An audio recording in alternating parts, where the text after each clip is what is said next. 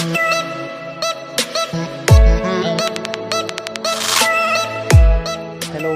बच्चों, नमस्कार। मैं नीरज शर्मा आप सभी का एनएस क्लासेज पर हार्दिक स्वागत करता हूं।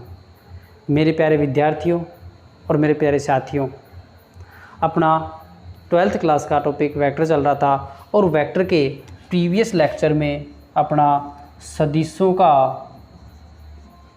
योग और दूसरा सदिशों के गुणधर्म, ये दोनों टॉपिक और जो मूलभूत जो डेफिनेशन थी वो हो चुकी हैं। तो अगर आपने अभी तक वो वीडियो नहीं देखे हैं तो प्लीज़ आप वो वीडियो ज़रूर देखें, और जिनका लिंक मैंने डिस्क्रिप्शन बॉक्स में दे दिया है। ठीक है, अब आज के इस वीडियो लेक्चर में अपन बात करेंगे सदिशों के व्यवकलन की। ठीक है, सदिशों का व्यवकलन या घटा। ठीक, इंग्लिश में बोलूं तो सब्ट्रैक्ट ऑफ वेक्टर। ठीक, इनकी बात करूं तो इसकी बात करता हूं तो मैं एक सदिश जो है ए, ये एज्यूम करता हूं, एक सदिश ए एज्यूम करता हूं जिसका ऋणात्मक सदिश माइनस ए। एक सदिश एज्यूम किया और जिसका ऋणात्मक सदिश क्या आया, माइनस ए। इनके अंदर जो इनका परिमाण है वो तो क्या होगा, बराबर। कहने का मतलब ये दोनों परिमाण में तो क्या होंगे, बराबर, लेकिन डायरेक्शन, दिशा में क्या होंगे, विपरीत। अब कहेंगे सर किस प्रकार, तो अगर मैं सदिश ए ये लूँ और एक सदिश ये लूँ, ये क्या हो गया, माइनस ए। ये सदिश ए लिया तो ये सदिश क्या हो गया, माइनस ए। देखना इसका जो परिमाण है वो तो क्या है, इक्वल है, लेकिन जो डायरेक्शन है वो क्या है, इनकी अलग अलग। तो इनका जो व्यवकलन है वो ए और बी के योग के बराबर होगा, इस प्रकार। तो क्या आया, a plus minus b equal to 0।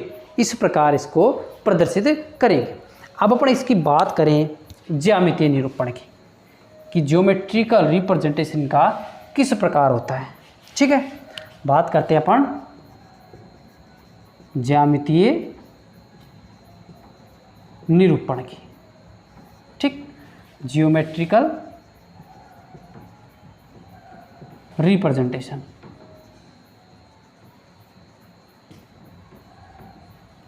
ठीक है, जियोमेट्रिकल रिप्रेजेंटेशन के अंदर देखना, मैं एक ट्रायंगल लेता हूं।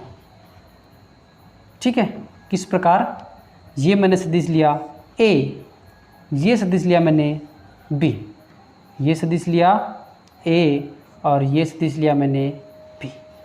ठीक है, इसको ओ नाम देता हूँ, इसको ए नाम देता हूँ, इसको बी नाम देता हूँ। अब देखना सदिश ए और बी का जो योग है वो इन दोनों से एक बनेगा त्रिभुज, और इस त्रिभुज की तीसरी भुजा के बराबर होगा। ठीक है, और इनका जो डायरेक्शन है इस प्रकार, इस प्रकार, तो इसकी डायरेक्शन इन दोनों की क्या होगी, अपोजिट, और ये क्या हो गया, ए प्लस बी हो गया। ठीक है, यहाँ तक समझ में आया। कौन से नियम से, सदिश योग का त्रिभुज नियम से। अब मैं क्या करता हूँ, ओ बी सदिश को पीछे बढ़ा देता हूँ। ठीक है, परिमाण में कितना, ओ बी के बराबर, और डायरेक्शन में इनका विपरीत, ये बी तो ये माइनस बी। अब देखना, ये ए, ये माइनस बी, तो ये क्या हो जाएगा अपने पास, ये सदिश, ये ए माना, ये बी माना, ये माना, ये सी मान लेता हूँ। ठीक है, तो इन दोनों का जब मैं योग करूँगा, सदिश ए का और सदिश बी का, तो अपने पास आएगा ए माइनस बी। ये आएगा, ये सदिश ए, सदिश माइनस बी, और इन दोनों से अगर मैं इनका योग करूँ तो किस प्रकार से रिप्रेजेंट होगा, ए माइनस बी के। ठीक है, अब मैं इसकी यहाँ पे थ्योरी लिखता हूँ कि माना सदिश ए जो ए ओ से प्रदर्शित होता है, ठीक है, और ओ बी जो किससे प्रदर्शित होता है, बी से। ओ सी जो परिमाण में तो क्या है, सदिश ओ बी के, और दिशा में क्या है, विपरीत है। तो या तब ए बी बराबर ए प्लस बी और ए सी इजकल टू क्या आया, ए माइनस बी आया। ए प्लस बी और ए माइनस बी से व्यक्त हुआ, ठीक है। तो समझ में आया इनका व्यवकलन किस प्रकार करते हैं। ज्यामितीय निरूपण अपने क्या लिया, दो सदिश लिए थे ए और बी, इनका अपने परिणामी निकाला ए प्लस बी। अब बी को क्या किया अपन ने, पीछे की डायरेक्शन में सी तक बढ़ाया, जो परिमाण में तो क्या है इसके ओ बी बराबर किसके, ओ सी, लेकिन इसकी डायरेक्शन क्या है, वो विपरीत है। जब इनका परिणाम निकाला तो क्या है, ए माइनस बी। आशा करता हूँ सभी को समझ में आया होगा, ठीक है। अब मैं बात करता हूँ कुछ इम्पोर्टेंट फैक्ट की। इसके अंदर इसके जो सदिशों का व्यवकलन है, इसके अंदर कुछ इम्पोर्टेंट फैक्ट की, और वो क्या कि सदिशों का पहला, सदिशों का व्यवकलन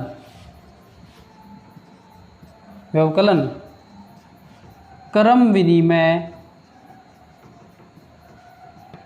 नियम का पालन नहीं करते हैं, नहीं करता है। इसका मतलब a minus B is not equal to B minus A minus B is not equal to B minus A, ठीक है। अर्थात सदिशों के अंदर जो व्यवकलन है वो क्रम विनिमय नियम का पालन नहीं करता है। दूसरी बात,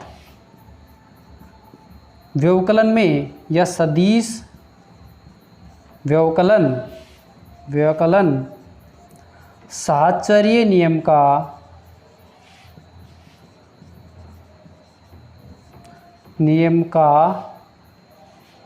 भी पालन नहीं करते हैं।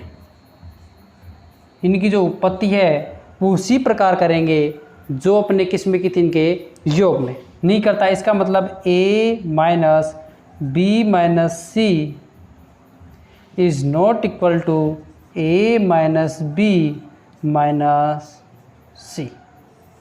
आया समझ में कि दोनों ही जो ना तो क्रम विनिमय नियम का पालन करता है, ना ही साहचर्य नियम का पालन करता है, ठीक है। अब अपन बात करेंगे इससे अगले टॉपिक पर, या इससे अगला जो आएगा टॉपिक वो है सदिश का एक अदिश से गुणा, या सदिश या अदिश से गुणा से पहले मैं एक और बात करूंगा किसकी, पोजीशन वेक्टर की। पोजीशन वेक्टर की कि किसी भी सदिश को किसी अन्य सदिश के सापेक्ष उसका पोजीशन वेक्टर किस प्रकार बताते हैं। देखना, जैसे मैं लूँ ये दो सदिश अज्यूम किया, ठीक है, ये लिया ओ ए और बी, ये ए से रिप्रेजेंट हो रहा है और ये बी से रिप्रेजेंट हो रहा है, ठीक है, ये ए से ये बी से।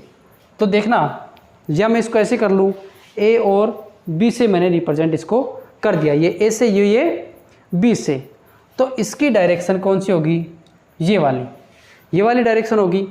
तो अब अपने को दे रखा है, जैसे ये क्या आ गया अपने पास, अब a बराबर p माइनस क्यू, या इसको मानूँ मैं p और इसको मानूँ मैं q, ठीक है। एक को माना मैंने p और एक को माना मैंने, तो अपन बात कर रहे थे इस पे कि अपन ने माना o, ये p माना ये q। अब o p किसके से रिप्रेजेंट हो रहा है, p से, o q से रिप्रेजेंट हो रहा है, तो p q क्या आएगा, a equal to p minus q से। देखना, o p किसके बराबर है, p के बराबर, o q किसके बराबर है, क्यू के बराबर। तो अपन त्रिभुज लेते हैं O P Q, O P और क्यू। इसके अंदर O P plus P Q equal to किसके बराबर है, ओ क्यू के। तो ओ पी किसके बराबर है, पी के बराबर। पी क्यू किसके बराबर है, क्यू माइनस ए, या मैं लिखूं ए, ये लिख दूं ए, ठीक है। और ओ क्यू किसके बराबर है, क्यू के, ठीक है। अब निकालना क्या है अपने को, ए। तो ए क्या आ गया अपने पास, क्यू माइनस पी, ये आ गया अपने पास ए, क्यू माइनस पी, ये निकाला अपन ने क्यू माइनस पी। अब इसका मतलब इससे अपन देख रहे हैं कि सदिश ए का पोजीशन वेक्टर का स्थिति सदिश जब अपन निकालेंगे तो किस प्रकार निकालेंगे, सदिश इज इक्वल टू क्यू क्या है, ये ओ के सापेक्ष क्यू का स्थिति सदिश। तो क्यू का स्थिति सदिश, देखना क्यू क्या है, बिंदु ओ के सापेक्ष इस बिंदु क्यू का स्थिति सदिश। तो क्यू का स्थिति सदिश माइनस पी क्या है, ओ के सापेक्ष पी का स्थिति सदिश। तो क्या लिखूंगा, पी का स्थिति सदिश। आया स्थिति सदिश समझ में। किस प्रकार करते हैं, जैसे अपने को ये दिया कि पी क्यू इसका स्थिति सदिश बताओ, तो अपने क्या बताएंगे, क्यू का स्थिति सदिश माइनस पी का स्थिति। बोला अपने को ए का स्थिति सदिश बताओ, तो बी का स्थिति सदिश माइनस ए का स्थिति सदिश। ये अपनी बात हो गई स्थिति सदिश की। आशा करता हूँ पोजीशन वेक्टर सभी को समझ में आया होगा अच्छे से, ठीक है। अब अपन चलते हैं एक सदिश का अदिश से गुणन, सदिश का अदिश से गुणन।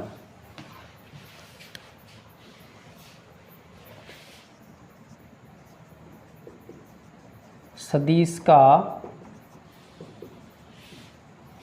अदिश से गुणन, ठीक है। अज्यूम करूं मैं एक सदिश ए और एक अज्यूम करूं कोई कांस्टेंट एम। ये क्या है, कोई अदिश राशि। अदिश की बात हुई थी अपनी, अदिश मतलब दिशा रहित, ठीक है, दिशा रहित। जब इसका गुणा करूंगा तो क्या आएगा अपने पास, एम ए। क्या आएगा, एम ए, जहाँ पर सदिश ए का जो परिमाण है वो किसके बराबर आ जाएगा, एम के गुणन के बराबर, ठीक है। और जो एम की डायरेक्शन है वो सदिश ए की डायरेक्शन में होगी। एम की दिशा सदिश ए की दिशा में होगी। आया समझ में कि किस प्रकार अपन गुणा करते हैं, ठीक है। सदिश की दिशा किस प्रकार होगी, इसके ए के दिशा में। अगर मैं ये कर दूं माइनस एम ए, तो परिमाण तो दोनों का बराबर, लेकिन दिशा क्या हो जाएगी, इनकी विपरीत हो जाएगी, ठीक है। अगर अब एक और बात करूं, क्या कि किसी भी सदिश को 1/m से गुणा करना है, तो इसका भी वही मतलब होता है कि सदिश ए को 1/m से गुणा करना। और ये क्या हो जाएगा, a/m हो जाएगा, ठीक है। इसी प्रकार यदि a और b क्या हो, दो समांतर सदिश हों, a और b, क्या करूं, यदि a और b दो समांतर सदिश हों, तब क्या होगा, वेक्टर a इजकल टू के बी। वेक्टर a किसके बराबर हो जाएगा, के बी के बराबर हो जाएगा, क्योंकि ये दोनों समांतर हैं, लेकिन ये नहीं है कि दोनों का परिमाण समान नहीं है। इसलिए क्या लिखा अपन ने, a इजकल टू के ए बी, जहाँ k क्या है, कोई भी नियतांक है, ठीक है, या अदिश राशि है। क्या है, अदिश राशि है। k क्या है, कोई अदिश राशि है, ठीक है। आज के लिए, और अगर इसको क्या कर दूं मैं, 0 से गुणा, क्या कर दूं, 0 से गुणा, अगर मैं इसको 0 से गुणा करूं तो सदिश ए को 0 से गुणा क्या आ गया 0। ठीक है, इसका मतलब किसी भी राशि सदिश को अगर 0 से गुणा कर देंगे तो वो सदिश क्या बन जाएगा 0 सदिश, जिसका इनिशियल पॉइंट और टर्मिनल पॉइंट क्या हो जाएगा 1 हो जाएगा। आशा करता हूँ सभी को ये वीडियो बहुत ही अच्छे से समझ में आएगा और पसंद आएगा। और अगर पसंद आया हो तो वीडियो को लाइक शेयर एवं सब्सक्राइब करना ना भूलें। मिलते हैं अगले वीडियो में एक और नए इंटरेस्टिंग टॉपिक के साथ। तब तक के लिए आप सभी का बहुत बहुत धन्यवाद।